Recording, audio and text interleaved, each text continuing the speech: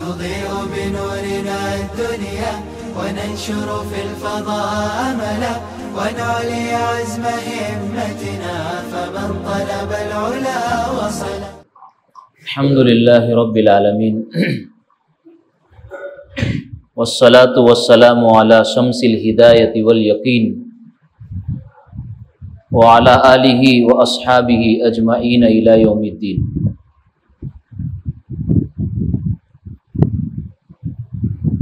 قال تبارك وتعالى في كلامه المجيد: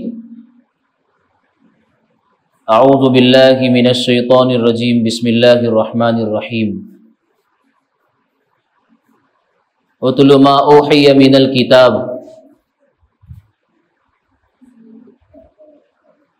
واقم الصلاة ان الصلاة تنهى عن الفحشاء والمنکر ولذکر اللہ اکبر.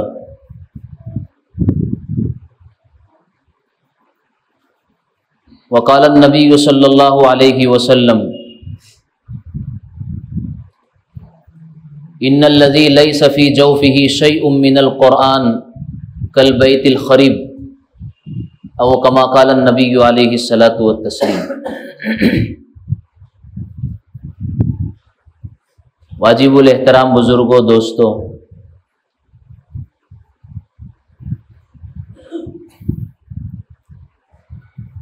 اللہ رب العزت نے ہم سب کی زندگی کو کامیاب بنانے کے لیے اس کائنات میں دو مبارک سلسلے جاری کیے ہیں.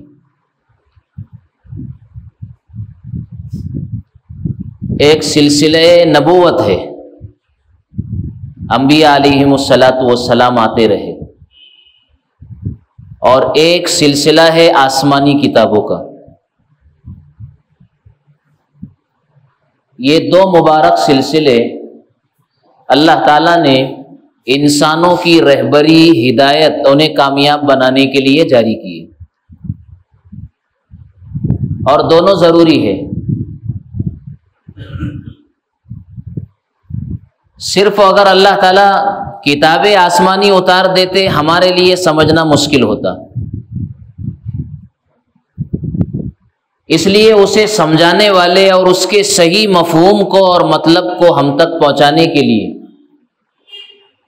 اللہ تعالیٰ نے نبیوں کو بھیجا ہے. کیونکہ نبی عمل کی زندہ تصویر ہوتی ہے. نبی کی زندگانی کو دیکھ کر کے انسان کو صحیح عمل کرنے کا طریقہ حاصل ہوتا ہے. اس لیے سب سے آخر میں جو کتاب آئی وہ قرآن کریم میں ہے، اور سب سے آخری نبی جو آئے وہ اس امت کے آخری نبی اور قیامت تک کے لیے آخری نبی ہمارے اور آپ کے آقا تاجدار مدینہ سرکار دو عالم جناب محمد الرسول اللہ صلی اللہ علیہ وسلم ہے. لیکن ایک بات یاد رکھیے آپ، نبی کی زندگی مختصر ہوتی ہے، ہر انسان کی زندگی مختصر ہے. اگر اس دنیا میں سب سے زیادہ یا ہمیشہ اگر کسی ذات کو رہنا ہوتا اور جو رہنے کے لائق جو ہستی تھی وہ تو ہمارے نبی تھے، لیکن اللہ تعالیٰ نے ان کو بھی اٹھا لیا. انک میت وانہم میتون. اللہ تعالیٰ نے فرمایا اپنے نبی سے، اے نبی آپ بھی دنیا سے اٹھائے جائیں گے، اور دنیا میں جینے والا ہر ویکتی اور سانس لینے والا ہر متنفس انسان اسے دنیا سے جانا ہے. لیکن اللہ کے نبی صلی اللہ علیہ وسلم کہتے ہیں کہ میں دنیا سے جا رہا ہوں لیکن تمہیں یتیم نہیں چھوڑا میں نے. جیسے باپ دنیا سے چلا جاتا ہے اولاد یتیم ہو جاتی ہے، گھر کا ذمہ دار چلے جائے تو اولاد بے سہارا جیسی محسوس کرتی ہے اپنے آپ، وہ ڈگمگاتی ہے زندگی کے مختلف شعبوں میں. اگر گھر کا ذمہ دار چلے جائے، اس کا والد چلے جائے، اس کو خیرخواہی کے مشورے دینے والا اگر چلے جائے تو اولاد اپنے پیچھے اپنے آپ کو بے سہارا محسوس کرتی ہے. نبی اکرم صلی اللہ علیہ وسلم نے فرمایا ترکت فیکم الثقلین، میں تو دنیا سے جا رہا ہوں، لیکن دو ایسی عظیم المرتبت اور بھاری چیزیں تمہارے درمیان میں چھوڑ کر کے جا رہا ہوں کہ لن تضلوا ما تمسکتم بہما کتاب اللہ و سنتی. دو چیزیں چھوڑ جا رہا ہوں، اس لیے تم یتیم نہیں ہو، اپنے آپ کو بے سہارا مت سمجھنا.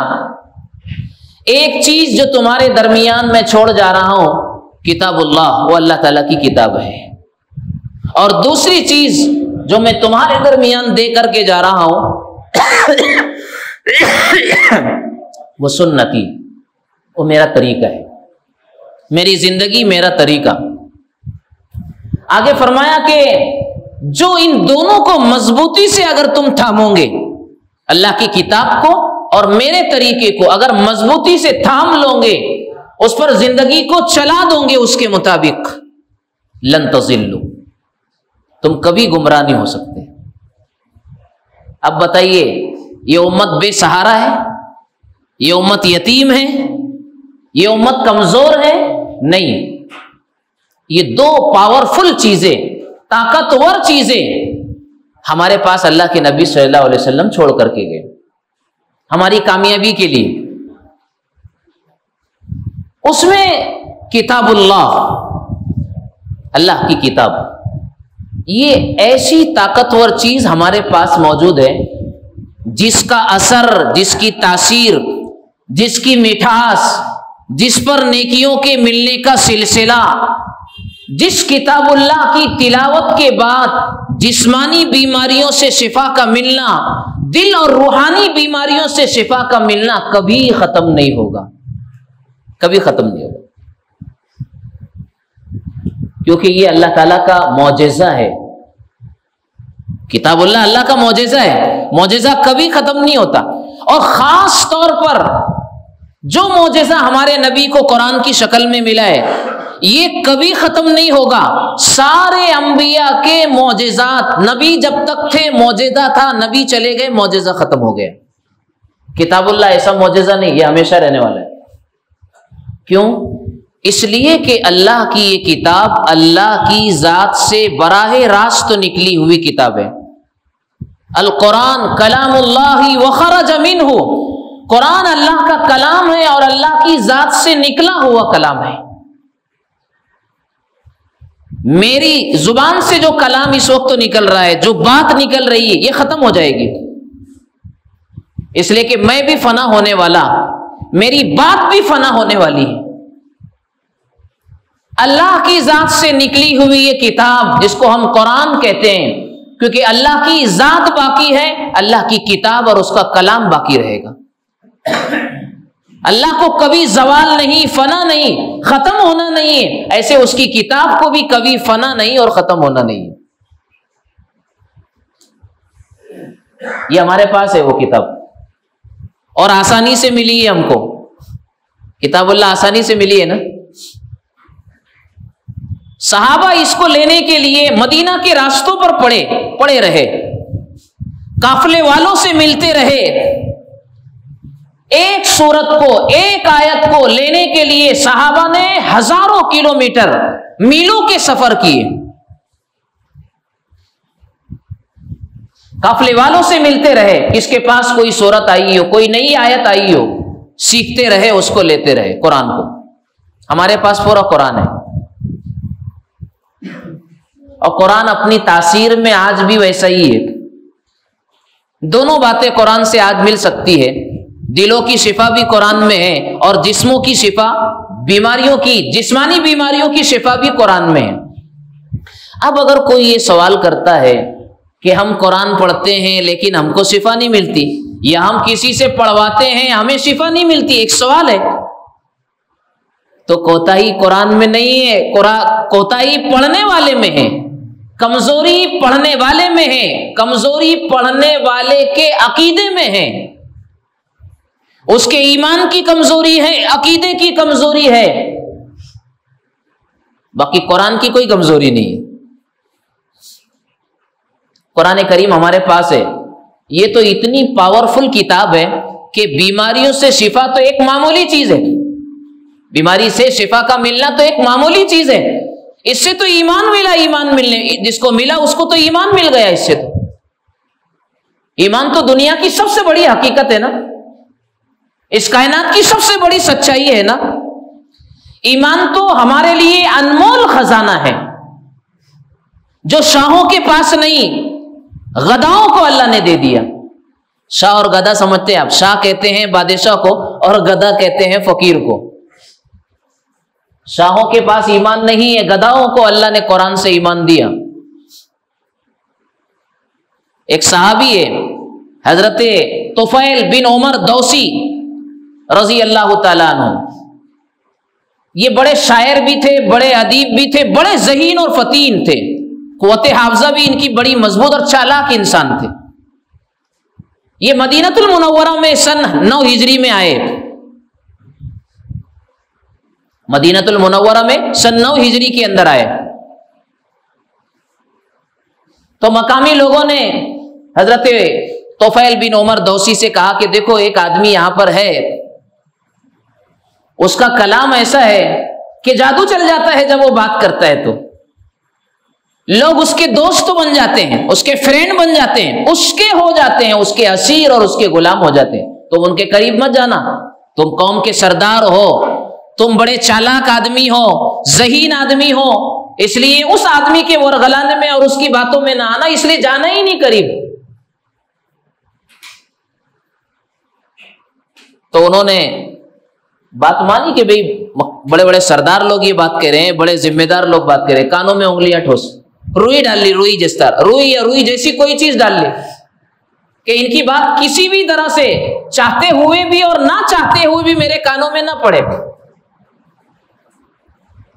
لیکن کہتے ہیں کہ ایک مرتبہ نبی کریم صلی اللہ علیہ وسلم کو میں نے مسجد جاتے ہوئے دیکھا، میں بھی آس پاس ہی تھا، کان تو میرے بڑے بھرے گئے تھے کہ جانا نہیں، ان کی بات نہیں سننا، جادو چل جاتا ہے، آدمی غلام بن جاتا ہے۔ لیکن کانوں میں روئی اور کچھ چیزیں ڈالنے کے باوجود ہلکی ہلکی کچھ نہ کچھ آواز میرے کانوں میں نبی پاک صلی اللہ علیہ وسلم کی تلاوت کی اور پڑھنے کی آئی، آپ کی آواز میرے کانوں میں آئی۔ میرے دل نے یہ آواز دی مجھ کو اندر سے کہ طفیل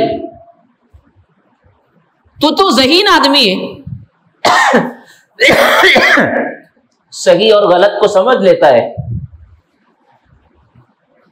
تو ان کی بات سننے میں کیا جاتا ہے؟ سن لے، اگر غلط ہوں گی تو ریجیکٹ کر دینا، اچھی بات ہوگی تو قبول کر لیں گے، سننا تو چاہیے۔ کانوں سے روئی نکال لی اور نبی پاک صلی اللہ علیہ وسلم کے پیچھے پیچھے ہو لیے، آپ کے پیچھے پیچھے ہو لیے اور آپ کے سامنے بیٹھ گئے اور کہنے لگے کہ میں دوس سے آیا ہوں، میں قبیلے دوس کا سردار ہوں، اور جب میں یہاں پر آیا تو مقامی لوگوں نے میرے کان بھر دیے آپ کے بارے میں کہ ان کے قریب نہیں جانا، ان کی بات نہیں سننا۔ ایسا ہے کیا آپ کے پاس؟ آپ کہتے کیا ہے، آپ بتاتے کیا ہے، آپ سناتے کیا ہے؟ میں بھی سننا چاہتا ہوں اس کو، میں اپنے دل کی اور ضمیر کی آواز پر آپ کے پاس آیا ہوں، ورنہ لوگوں نے تو مجھ کو اتنا بتایا کہ میں نے آپ کی بات میرے کانوں میں نہ آئے اس لیے کانوں میں روئی ڈال لی تھی میں نے۔ حضور اکرم صلی اللہ علیہ وسلم نے قرآن کریم کی کچھ آیتیں پڑھ کر کے سنائی، اور کیا پڑھا اس میں آپ نے، جس کو ہم پڑھتے رہتے ہیں، سورہ اخلاص، قل هو اللہ احد اللہ الصمد لم یلد ولم یولد ولم یکن لہ کفوا احد، تقریباً سب کو یاد آتی ہے سورت۔ اور آخر کی 2 صورتیں جس کو ہم معوذتین کہتے ہیں، ہمارے نبی پر جو آخری صورتیں نازل ہوئی، مطلب جس کو قرآن میں آخری درجہ دیا گیا، آخری صورتیں وہ آئی ایسا نہیں ہے، اس کو تحریر میں اور اس کو کتاب کے اندر آخری میں رکھا گیا، معوذتین، قل اعوذ برب الفلق اور قل اعوذ برب الناس۔ یہ تو بہت طاقتور صورتیں ہیں نا، جادو کو ہٹانے کے لیے۔ آج کل تو سب کو جادو ہو جاتا، کوئی کہتا ہے میرے کو اوپر کا ہو گیا، کوئی کہتا ہے دائیں کا ہو گیا، کوئی کہتا ہے بائیں کا ہو گیا۔ ہمارے نبی پاک صلی اللہ علیہ وسلم پر بھی کسی درجے میں جادو کیا گیا تھا، وہ یہی صورتیں اس وقت تو نازل ہوئی تھی، اور اسی ایک ایک صورت کو پڑھتے ہوئے ایک ایک آیت کو آپ پر کی گئی جو گرہیں تھی اور گاٹھیاں تھی اس کو کھولا گیا، نبی کو شفا ملی اس سے، یہی دونوں صورتوں سے۔ آپ نے سورہ اخلاص پڑھی اور یہ دونوں صورتیں پڑھی، آپ پڑھ رہے تھے اور طفیل بن عمر دوسی رضی اللہ تعالیٰ عنہ کے دل میں توحید کا چراغ روشن ہو رہا تھا، ایمان کی شعاعیں پھوٹ رہی تھی دل میں، ساری وہ باتیں جو مدینہ کے لوگوں نے اور دشمنوں نے بتائی تھی سب غلط ثابت ہوئی، اور کہنے لگے اتنا پیارا کلام، اتنی اچھی بات ہے، میں آپ کے پر ایمان لاتا ہوں اور ایمان قبول کرتا ہوں۔ آپ نے حضرت طفیل نے ایمان قبول کر لیا۔ ایمان ملا کس راستے سے؟ سورہ اخلاص کو سن کر اور آخر کی 2 صورتیں پڑھ کر کے ایمان ملا۔ ایک واقعہ جو روایت کا ہے وہ بتا کے میں آگے بات کرتا ہوں۔ آپ نے نام سنا ہے ایک صحابی حضرت جعفر بن ابی طالب، ابو طالب کے بیٹے، حضرت علی کے سگے بھائی، حضرت علی سے عمر میں 10 سال بڑے، اور ہمارے نبی جناب محمد الرسول اللہ صلی اللہ علیہ وسلم کے چچا زاد بھائی۔ ابو طالب آپ صلی اللہ علیہ وسلم کے چچا، یہ ابو طالب کے بیٹے ہیں، جعفر بھی بیٹے ہیں اور حضرت علی بھی بیٹے ہیں، دونوں بھائی یہ سگے، عمر میں 10 سال بڑے ہیں، اور اسلام قبول کرنے والوں کی فہرست میں آپ کا 25 یا 26واں نمبر آتا ہے حضرت جعفر کا۔ یہ ڈیٹیل بھی ایمان والوں کو معلوم رہنا چاہیے۔ بڑے ہوشیار اور چالاک آدمی تھے یہ بھی۔ شروع میں جب مکہ میں بہت ستایا گیا کہ نہیں، اتنا ستایا گیا کہ آپ کی اجازت ملی تو پہلی ہجرت ہوئی حبشہ کی طرف۔ بہت گنے چنے لوگ گئے تھے حبشہ آپ کی اجازت سے، بہت مظلوم تھے۔ آپ نے کہا کہ چلے جاؤ، اب یہاں سے مکہ چھوڑ کے چلے جاؤ، کیونکہ یہاں کے باشندے اب تمہاری جان لینا چاہتے ہیں، تمہیں اتنا ستایا ہے۔ اب آپ نے اجازت دے دی کہ ابھی تم چلے جاؤ۔ انہی جانے والوں میں پہلی ہجرت جو مکہ سے ہوئی تھی حبشہ کی جانب، انہی جانے والوں میں حضرت جعفر بن ابی طالب بھی تھے۔ وہاں چلے گئے، وہاں بادشاہ تھا نجاشی، عیسائی مذہب کا ماننے والا تھا نجاشی، لیکن تھا اچھا آدمی، مزاج اچھا تھا، طبیعت میں عدل و انصاف بھرا ہوا تھا۔ یہ وہاں چلے گئے، وہاں رہنے لگے، کچھ مسلمان وہاں چلے گئے حبشہ، لیکن مکہ والوں کو یہ ہضم نہیں ہوا۔ آج بھی لوگوں کو ہضم نہیں ہوتا ہے، کسی کی ترقی ہضم نہیں، کسی کا خوشحال رہنا ہضم نہیں، کسی کا آگے بڑھنا ہضم نہیں ہوتا ہے، حسد ہو جاتا ہے، جلن پیدا ہو جاتی ہے، تکلیف دینا شروع کرتے ہیں۔ یہ بہت غلط بات ہے، یہ وہاں سے چل رہا ہے۔ حبشہ میں یہ چند بیچارے لٹے پٹے مسلمان ہجرت کر کے جب گئے، خوشحال رہنے لگے، تو مکہ والوں کو یہ بھی دیکھا نہیں گیا کہ ہمارے دشمن خوشحال رہنے لگے، اب یہ نہیں ہو سکتا ہے۔ انہوں نے پھر لگائی بجھائی شروع کی، گھروں میں بھی لگائی بجھائی شروع ہوتی ہے۔ اب مزاج بگاڑنا شروع کیا، بادشاہ کے وزیروں تک بات پہنچی پہلے، تو بادشاہ کے وزیر لوگوں نے تو ہاں میں ہاں ملا دی، کیونکہ ان کو تو ہدیے چاہیے، گفٹ چاہیے اور مال و زر چاہیے۔ ہاں تم بات صحیح کہتے ہو کہ یہ ہمارے مکہ سے بھاگے ہوئے لوگ ہیں، باپ دادا کے دین کو چھوڑ کر کے آئے ہیں، اس لیے تم یہاں آرام سے اور چین سے ان کو رہنے مت دو۔ یہ ساری باتیں لگائی، یہ غلط لوگ ہیں۔ آج کی زبان میں بولو، دیش دروہی ہے،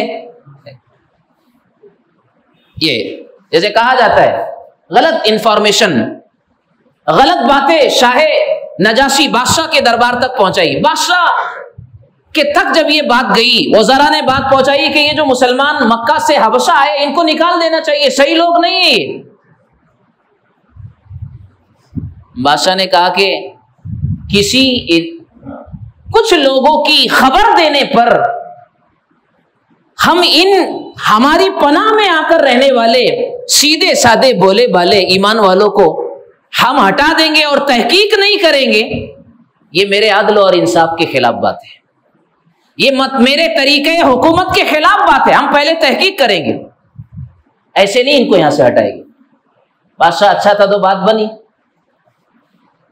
اور کچے کان کا رہتا تو بھگاؤ یہاں سے. کسی کے بارے میں غلط انفارمیشن دے دی جاتی ہے کہ ان کو یہاں آنے نہیں دینا ہے. لوگ ایسا کرتے ہیں.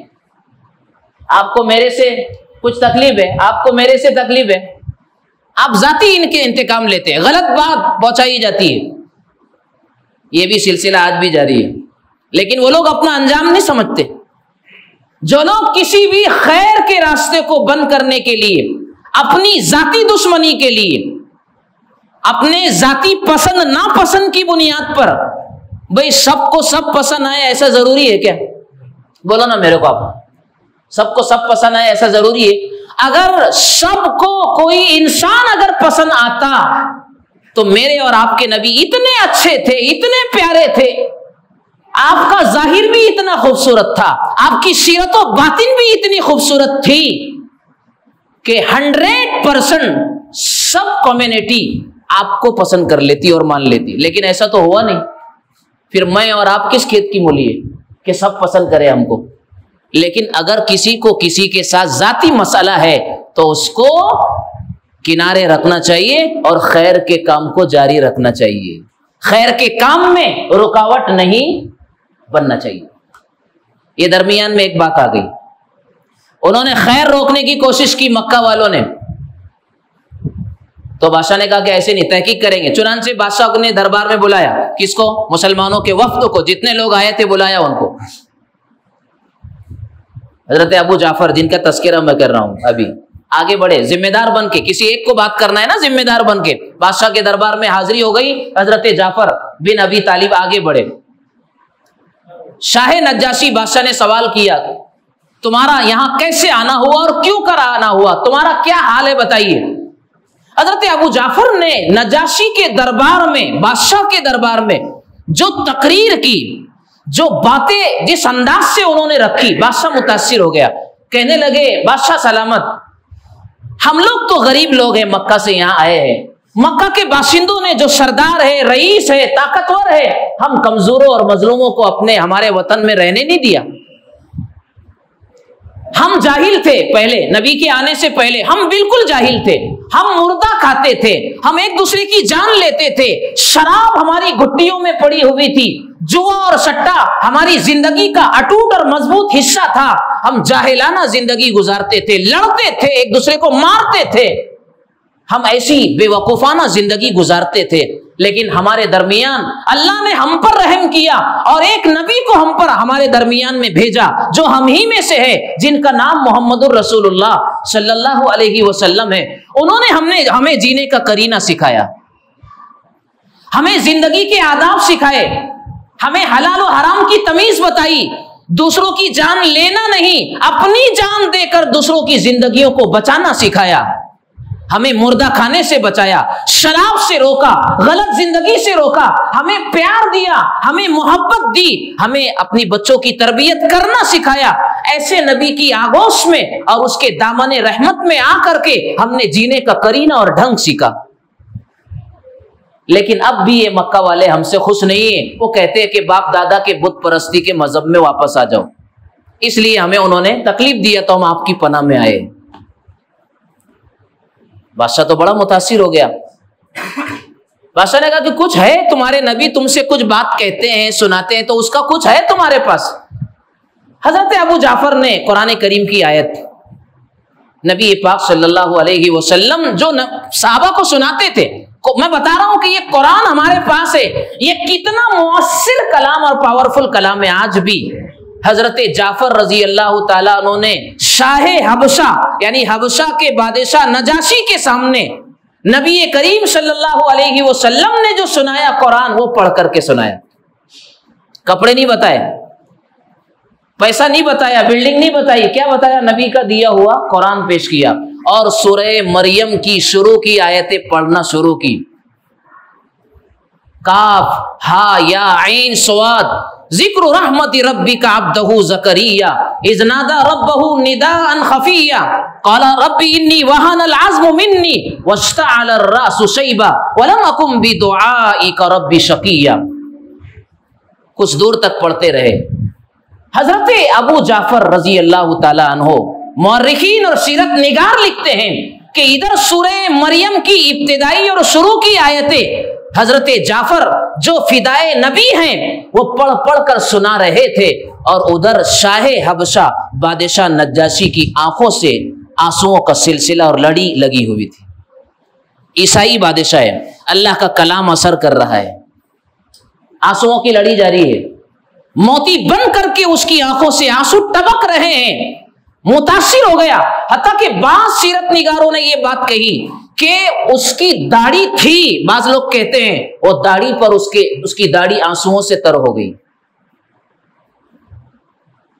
یہ قرآن کریم کی تاثیر تھی۔ اس کے بعد جب قرآن کریم کی تلاوت ختم ہوئی یعنی بند کی، تو پھر حضرت عیسیٰ وغیرہ کے بارے میں انہوں نے سوالات کیے اور کہا کہ تمہارے نبی کا کلام اتنا اچھا تو تمہارا نبی کتنا اچھا ہوگا۔ اگر مجھے موقع ملتا اور ملے گا تو ضرور اس نبی کے پیروں کی قدم بوسی کروں گا، اور آستانہ محمد الرسول اللہ پر میں حاضری دے کر کے اپنی نیاز مندی کا ثبوت پیش کروں گا، اور نبی کے آستانے پر میں حاضری دوں گا ضرور۔ اس سے مورخین کہتے ہیں کہ نجاشی کا اسلام ثابت ہو گیا، یعنی وہ مسلمان ہو چکا تھا۔ قرآن کریم نے زندگیوں کو اس طرح پلٹا ہے۔ اور مشہور بات ہے حضرت عمر کو ہدایت کہاں سے ملی، مشہور بات ہے بالکل۔ عمر چلے بہن کے گھر، یہ دل میں سوچ سوچ کر اڑائیں گے ہم ان کا سر جو ہے نبی کے دین پر، جو نبی کا قتل کرنے جا رہے تھے، سر تن سے جدا کرنے جا رہے تھے۔ اللہ تعالیٰ نے اس جلیل القدر شخصیت کو، جس کے آنے سے اسلام کو طاقت مل گئی، قرآن کی برکت سے ہدایت دے دی۔ میرے بھائیو، آج وہ قرآن ہمارے پاس ہے، لیکن مسئلہ یہ ہے کہ ہم پڑھتے نہیں اس کو۔ سب سے بڑا پرابلم یہ ہے کہ ہم اس کو پڑھتے نہیں۔ ہمیں قرآن کب یاد آتا ہے؟ ایک دم سچی اور ایمانداری کی بات، جب ہمارے گھر میں کسی کی موت کا وقت قریب آتا ہے تو کہتے ہیں کہ اس کو یاسین سنایا جائے۔ کیوں یاسین سنانے کا؟ ہم کو اتنا معلوم ہے کہ یاسین پڑھنے سے روح جلدی جاتی، مطلب اس کو بھی جلدی بھگانا چاہتے ہیں اپن، بس اسی لیے قرآن یاد آتا ہے۔ جب ہم کوئی نئی دکان کھولتے ہیں، کوئی نیا مکان بناتے ہیں، اڈگھاٹن کرتے ہیں جس کو ہم بولیں گے، ہے نا، وہ ٹائم مولوی صاحب کو بلاؤ، بچوں کو بلاؤ اور کچھ قرآن کریم کی تلاوت کر لو تاکہ برکت آ جائے۔ تو کیا پوری زندگی برکت آ جائیں گی ایک مرتبہ قرآن پڑھنے سے؟ نہیں، تاکوں میں سجایا جاتا ہوں، ہے کہ نہیں؟ قرآن تاکوں میں سجا دیا جاتا ہے، یہ اس کے لیے نہیں آیا تھا۔ میں نے آیت پڑھی آپ کے سامنے، اتل ما اوحی من الکتاب۔ اللہ تعالیٰ اپنے نبی سے کہہ رہے ہیں، ہمارے نبی یعنی محمد الرسول اللہ صلی اللہ علیہ وسلم سے کہہ رہے ہیں، کیا کہہ رہے ہیں؟ اور ان پر قرآن اتارا گیا، نبی پر قرآن اترا، اور اللہ اپنے ہی نبی سے کہہ رہے ہیں اتل ما اوحی من الکتاب، جو کتاب یعنی قرآن اے نبی آپ پر اتارا گیا، اتلو، آپ اس کی تلاوت کیجئے۔ اب آپ غور کرو، آپ اس کتاب کی تلاوت کیجیے، نبی سے کہا گیا، جن پر قرآن اترا ان سے کہا جا رہا ہے آپ اس کی تلاوت کیجیے۔ تو پہلا کام ہمارا تلاوت۔ میں ابھی سورہ کہف کی تلاوت کر کے آیا، سورہ جمعہ پڑھ کر کے آیا، سورہ منافقون پڑھ کر کے آیا، میرے والدین کو ایصال ثواب کر دیا میں نے۔ اور سورہ کہف تو ہر جمعہ پڑھنا چاہیے۔ میں اگر سوال کر لوں، ابھی میں نہیں کروں گا، کہ کتنے لوگوں نے آج جمعہ مبارک ہے اللہ کی کتاب کو دیکھا؟ میں پڑھنے کا سوال نہیں کر سکتا، دیکھنے کا سوال اگر کروں تو میں سمجھتا ہوں بڑی تعداد وہ ہوگی جو کہے گی کہ ہم نے دیکھا بھی نہیں اس کو۔ بولو دکھ کی بات ہے کہ نہیں؟ اللہ کی کتاب اس کے لیے نہیں آئی۔ ہماری زندگیوں میں انقلاب کیسے آئے گا؟ قرآن شفا بیماریوں کے لیے بھی ہے۔ حضرت ایک صحابی ہے جن کا نام ابھی اس وقت تو میں بھول رہا ہوں، سورہ فاتحہ پڑھ کر بچھو کاٹے ہوئے شخص کو شفا مل گئی، انہوں نے سورہ فاتحہ پڑھی تو اخیر کی یہ صورتیں، اس میں آیت الکرسی، معوذتین اور قرآن کریم کی بعض ایسی صورتیں انتہائی اس کا فائدہ ہے، ہمارے جسمانی فائدہ بھی اس کے اندر۔ جیسے سورہ کہف جمعہ کو پڑھو، ایکسیڈنٹ ہوگا نہیں، اس ہفتے سے اس ہفتے کی گارنٹی، ایکسیڈنٹ نہیں ہوگا۔ جمعہ کو سورہ کہف پڑھ لیا کرو، اور اس سے بڑا فائدہ بتاؤں اس کو؟ اس سے بڑا فائدہ یہ ہے کہ ہم لوگ اس وقت تو دجال کے فتنے میں چل رہے ہیں. دجال آنے والا ہے قریب، اس کا زمانہ قریب آ گیا ہے. یہ جتنی الیکٹرانک چیزیں، یہ جتنی جو ہے ٹیکنالوجی کی ترقی ہے نا، سب تیز رفتار زمانہ، ڈیجیٹل انڈیا، کیش لیس، کیا کیا ہو رہا ہے ابھی. یہ جتنی بھی ترقی ہے یہ سب دجال کے آنے کی تیاری ہے. میں ابھی اس وقت تو سمجھا نہیں سکتا، اس کو ٹائم نہیں ہے اپنے پاس. اگر دجال کے فتنے سے بچنا ہے، اور دجال کا فتنہ کتنا خطرناک ہوگا، ایمان جائے گا سیدھے ایمان. یصبح الرجل مؤمنا ویمسی کافرا ویمسی الرجل مؤمنا ویصبح کافرا. صبح کو انسان، یعنی دجال کا فتنہ جب آ جائے گا تو صبح کو ایک انسان ایمان والا ہوگا، شام کو کافر ہو جائے گا. شام کو ایمان والا رہے گا، صبح پتہ چلا کہ اس کا ایمان ختم ہو گیا، اس پر دجال پر ایمان لے آئے ہو، اس کی طاقت ہوگی، اس کا پاور ہوگا. تو اس دجال کے فتنے سے ہمیں اپنے آپ کو، اپنی نسلوں کو بچانا. یہ ہماری نسلیں ہمارے سامنے موجود ہے، چھوٹے بچے ہیں، یہ مستقبل ہے نا، یہ تو ہمارا، یہ مستقبل کی نسلیں ہیں ہماری. ان کے ایمان کو سلامت رکھنا ہے اور دجال کے فتنے سے بچانا ہے. تو ہم اپنے آپ کو اور اپنے گھر والوں کو سورہ کہف پڑھنا سکھائیں. سورہ کہف کی شروع کی 10 آیتیں بھی اگر پڑھ لی جائے تو علماء لکھتے ہیں کہ دجال کے فتنے سے انشاءاللہ حفاظت ہوگی. دجال کے فتنے سے حفاظت. یہ تو ایک آیت، ایک سورت کی بات کر رہا ہوں میں. ویسے مسئلہ ہے سب سے بڑا، ہم قرآن پڑھے اور نہیں پڑھنا آتا ہے تو سیکھے، اور جب تک سیکھ نہیں جاتے اس کو دیکھتے رہے. دنیا میں کوئی ایسی کتاب نہیں ہے جس کو دیکھنے سے ثواب ملتا ہو، صرف قرآن ایسی کتاب ہے جس کو دیکھنے سے بھی ثواب ملتا ہے. ماں باپ کے چہروں کو دیکھنے سے ثواب ملتا ہے، اللہ کی کتاب کو دیکھیں گے تو ثواب ملے گا. زندگیاں پلٹ جائے گی، اللہ پڑھنے والا بنا دے گا. اور نیک ثواب کتنا ہے؟ بِكُلِّ حَسَنَةٍ عَشْرُ أَمْثَالِهَا لَا أَقُولُ أَلِف لام میم حرف وَلَكِنْ أَلِفٌ حرف وَلَامٌ حرف. ایک حرف پر 10 نیکی، ایک حرف پر 10 نیکی ہے. نیکی کی ضرورت ہے کہ نہیں اپنے کو؟ آج نہیں اگر ہے تو کل تو ہے. آنکھ بند ہونے کے بعد نیکی کی ضرورت ہے. جو کچھ بھی مسئلہ ہے سب آنکھ بند ہونے کے بعد سمجھ میں آئے گا. آنکھ بند ہونے کے بعد سمجھ میں آئے گا. نظامی ہے اور سسٹم ہی ایسا ہے. اس لیے قرآن کریم کی تلاوت گھروں میں ہونا چاہیے. یہ ہمارے گھروں میں جو مسائل ہے نا، مسائل حل نہیں ہوتے، روزیوں میں برکتیں نہیں آتی ہے نا، ہم شکایت کرتے ہیں. عام طور سے بیماریوں کا سلسلہ بھی رہتا ہے، گھروں میں تلاوت نہیں ہے نا. اور گھر جیسے اللہ کی کتاب کی تلاوت سے ویران، ہمارے دل بھی ویران ہیں، اس لیے کہ تلاوت نہیں ہے زبان سے، تو دل میں روشنی کیسے آئے گی؟ اسی لیے حدیث میں نے آپ کے سامنے پڑھی، ان الذی لیس فی جوفہ شیء من القرآن کالبیت الخریب، کہ جس کے دل میں قرآن کا کچھ بھی حصہ نہ ہو وہ ویران گھر کی طرح ہے. اور ویران گھر میں شیطان آتا ہے، اس کے وسوسے آتے ہیں، اس کے برے برے خیالات آتے ہیں. ان وسوسے شیطان سے اگر ہمیں پناہ چاہیے تو ہمیں قرآن کریم کو اپنے دل میں یاد کرنا پڑے گا. کچھ صورتیں یاد کر لیجیے، قرآن کی تلاوت سے گھر کو آباد کر لیجیے. گھر کی مستورات ماشاءاللہ پہلے پڑھتی تھی، اب بھی پڑھتی ہوگی ضرور، لیکن گھروں میں اس وقت تو پہلے ایک عام ماحول تھا کہ صبح تلاوت کے بغیر مکمل نہیں ہوتی تھی. ہمارے مستورات کی صبح تو تلاوت پکا تھا، آج نہیں ہے. ہماری یہ ساری کوتاہیاں ہیں جس نے ہماری زندگیوں کا مزہ ختم کر دیا ہے. زندگیوں میں جینے کا جو مزہ تھا وہ ختم ہے، اس لیے کہ ہم دور ہیں اللہ کی کتاب سے، ہم دور ہیں اللہ کے فرائض سے. اس لیے گھروں میں برکتیں نہیں، روزی میں برکتیں نہیں، حالات بگڑے ہی بگڑے نظر آتے ہیں، ہم کو ایسا لگتا ہے. تو قرآن کریم اس لیے نہیں آیا ہے کہ بچی کی شادی ہو تو اس کو جہیز میں دے دیں گے بس. بچی کو پڑھنے والا بنا کر بھیجو نا. آپ اگر بچی کو پڑھنے کا عادی بنا دیں گے، اس کی شادی سے پہلے اس کو تلاوت کا عشق کو اگر سمجھا دیں گے اور بتا دیں گے، تو آپ اگر اس کو جہیز میں کتاب اللہ اور قرآن نہیں بھی دیں گے تب بھی اپنے سسرال میں جا کر کے کتاب اللہ کی برکت سے اپنے سسرال کو چمکائے گی. وہ کیونکہ آپ نے اس کو پڑھنے والا بنا دیا، پھر کتاب اللہ دینے کی ضرورت نہیں ہے۔ حضرت عمر بن عبدالعزیز رحمۃ اللہ علیہ کی بات کہہ کے میں ختم کر رہا ہوں بات۔ حضرت عمر بن عبدالعزیز رحمۃ اللہ علیہ بادشاہ گزرے، ان کو عمر ثانی کہا جاتا ہے۔ ان سے پہلے ان کے سب بھائی لوگ بادشاہ ہوئے، یہ بھی بادشاہ بنے۔ جب ان کا انتقال ہوا تو ان کے پاس کچھ دولت کچھ بھی نہیں تھی، فقیرانہ زندگی گزاری۔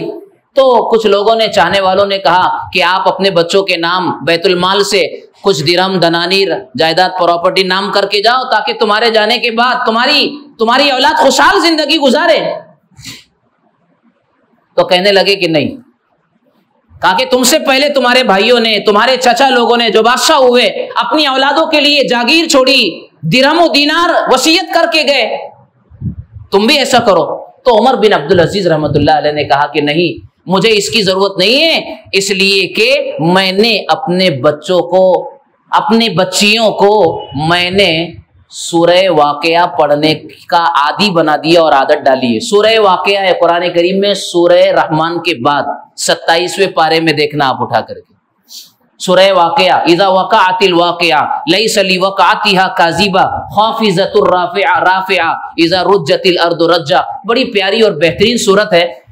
میں نے اپنے بچیوں کو اور بچوں کو اس کے پڑھنے کا عادی بنا دیا، اور روایت میں یہ بات آتی ہے، اللہ کے نبی صلی اللہ علیہ وسلم نے فرمایا جو سورہ واقعہ روزانہ پابندی سے پڑھے گا، پڑھتا رہے گا ہمیشہ، تو کبھی اس کی زندگی میں فقر و فاقہ نہیں آئے گا۔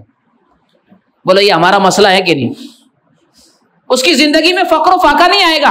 میں نے اپنی اولاد کو سورہ واقعہ پڑھنے کا مزاج بنا دیا ہے، اس لیے اب میں دولت درہم دینار نہ بھی چھوڑوں گا، میری اولاد انشاءاللہ سورہ واقعہ کے پڑھنے کی برکت سے خوشحال رہے گی۔ ایک بادشاہ کہہ رہا ہے، اس کا ایمان کہہ رہا ہے، اس کا توکل کہہ رہا ہے۔ بس آخری بات کہہ رہا ہوں، نتیجہ یہ ہوا کہ ان کا انتقال ہو گیا۔ انتقال کے بعد مورخین لکھتے ہیں، جنہوں نے زندگیوں پر لکھا، وہ لکھنے والے لکھتے ہیں کہ عمر بن عبدالعزیز رحمت اللہ علیہ سے پہلے ان کے چاچا، ان کے برادر بھائی لوگ جو بادشاہ بنے تھے، اور انتقال سے پہلے انہوں نے اپنی اولادوں کے لیے جاگیریں چھوڑی، لاکھوں لاکھ درہم اپنی اولادوں کو بیت المال سے وقف کر کے گئے، یعنی دے کر کے گئے وصیت میں۔ سنیں، ان کی سب کی اولادیں فقیر بن گئی، اور عمر بن عبدالعزیز رحمت اللہ علیہ جنہوں نے اپنی اولاد کے لیے جائیداد پراپرٹی تو نہیں چھوڑی، لیکن انہیں اللہ کا ولی بنایا، دیندار بنایا، قرآن پڑھنا سکھا دیا، اس کی برکت یہ ہوئی کہ ان کی اولاد میں ایک کے بعد ایک سب بادشاہ بنے اور ریاستوں کے والی اور حکمراں بنے۔ عمر بن عبدالعزیز کی اولاد، یہ ہے قرآن کریم کی تاثیر اور اس کی برکت۔ میرے بھائیوں، ہم اپنی دلوں کو بھی آباد کریں، ایک بات لے کر کے جاؤ بس، کہ روزانہ ہم اپنے گھر میں قرآن کی تلاوت کریں گے، بس اتنا ہی کام ہے، بس وہ رہیں انشاءاللہ۔ نہیں آتا اگر ہے تو کھول کے تو 5 منٹ دیکھ سکتے نا اس کو، وضو کیجئے احترام سے، محبت سے اسے چومیے، اپنے ماتھے اور سینے سے لگائیے، میرے اللہ کا کلام ہے۔ حضرت عمر رضی اللہ تعالیٰ عنہ کتنا بڑا انسان ہے، حضرت عمر کو کون نہیں جانتا؟ تاریخ جن کے نام کو کبھی فراموش نہیں کر سکتی، جن کے نام سے، جن کے دم سے دنیا کے بڑے بڑے سورما کانپتے تھے، جن کے آنے سے اسلام میں ایک انقلاب آیا، ان کے بارے میں لکھا ہے کانا وقافا عند کتاب اللہ، جب قرآن کھولتا تھا عمر تو اتنا روتے تھے کہ نالیاں بن گئی تھی، روتے روتے آنسوؤں کی نالیاں اس طرح گالوں پہ پڑ گئی تھی۔ کتنا عظیم انسان ہے، کانا وقافا عند کتاب اللہ، یہ چہرے پہ نالیاں پڑ گئی تھی، اور جیسے ہی قرآن اٹھاتے تھے حضرت عمر رضی اللہ تعالیٰ عنہ، سنو میرے بھائیوں، تو سب سے پہلے اسے چومتے تھے، اس کو اپنے ماتھے سے لگاتے، اپنے سینے سے لگاتے، اور یوں کہتے تھے ھذا کتاب اللہ، ھذا کلام ربی، ھذا کتاب ربی، یہ میرے رب کا کلام ہے، یہ میرے رب کی کتاب ہے۔ میرے بھائیوں، کیا ہم اتنا کرنے سے بھی گئے؟ کیا ہم اتنا نہیں کر سکتے؟ نہیں پڑھنا اگر جانتے، اسے باوضو ہو کر کھولیے میرے بھائیوں، اسے پیار سے چوم لیجئے، اور اس کی آیات پر اس کی آیات پر، اس کے سطروں پر، لائن پر آپ انگلی رکھ کر کے صرف اس طرح محبت سے، پیار سے پھراتے جائیے۔ اللہ کو یہ ادا بھی پسند اگر آ گئی تو اللہ آپ کو قرآن پڑھنے والوں میں شامل کر کے قیامت میں اٹھائے گا۔ اللہ مجھے، آپ کو، ہم سب کو عمل کی توفیق عطا فرمائے۔ وآخر دعوانا الحمدللہ۔